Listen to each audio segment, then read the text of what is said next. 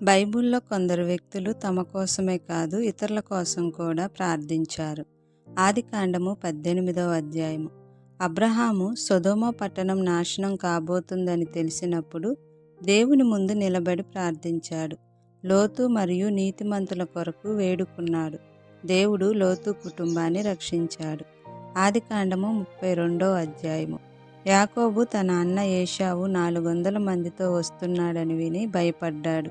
తన కుటుంబం ప్రమాదంలో పడుతుందని అనుకున్నాడు. అప్పుడు యాకోబు దేవునికి ప్రార్థించాడు.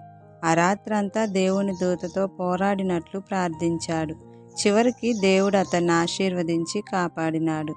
ఏశావు కోపంతో కాదు, ప్రేమతో తన తమ్ముణ్ణి కౌగిలించుకున్నాడు. ప్రార్థన భయాన్ని ఆశీర్వాదంగా మార్చగలదు. నిర్గమాకాండం 32వ అధ్యాయం. ఇశ్రాయేలు ప్రజలు పాపం చేశారు, బంగారు దూడను ఆరాధించారు. కానీ మోషే ప్రజల కొరకు దేవుని ముందు నిలబడ్డాడు.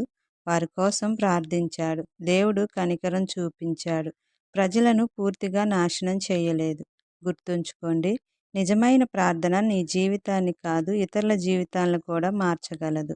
ఒక తల్లి ప్రార్థన, ఒక తండ్రి ప్రార్థన, ఒక విశ్వాసి ప్రార్థన ఒక కుటుంబానికి, ఒక జనాంగానికి రక్షణగా మారవచ్చు.